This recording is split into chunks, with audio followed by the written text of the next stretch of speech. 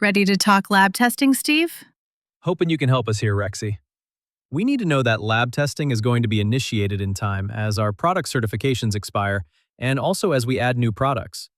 It is now critically important that it is always completed in time, so a shipment does not get held at a port due to a missing CPSC eFiling. So you mentioned in our last discussion that you will use our purchase order data. Is that how we establish tight control over lab testing? Exactly, Steve.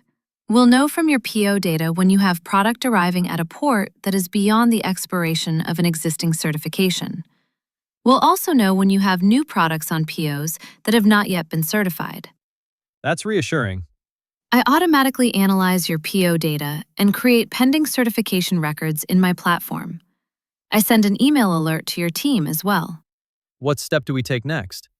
You confirm initiation of product testing in my platform, selecting the lab that will do the testing. If your team is using our test request cover sheet, like we talked about last time, your team prints that from my platform and includes it with the test sample submission to the lab.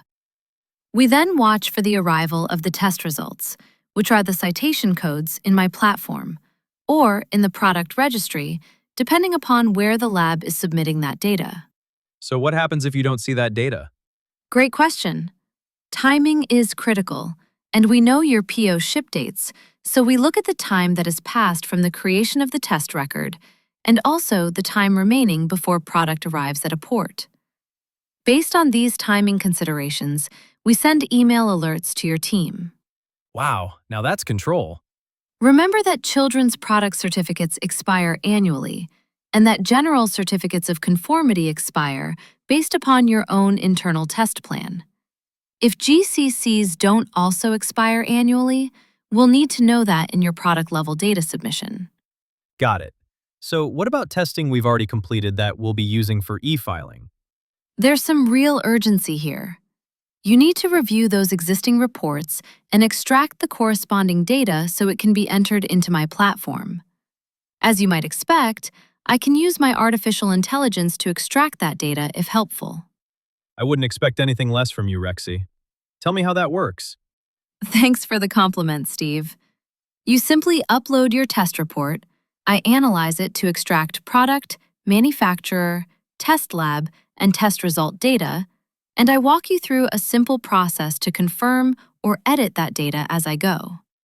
If the test report is for an existing product or manufacturer, how do you handle that? I check my data platform to see if I already have a record for your product or your manufacturer.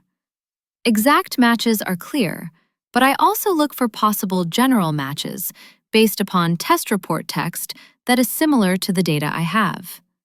When I find a match or a potential match, I ask you to confirm. If it is not a match, I have you confirm the data to make a new product or manufacturer record. That's impressive. How long does it take? That's why there can be some real urgency depending upon your existing report volume.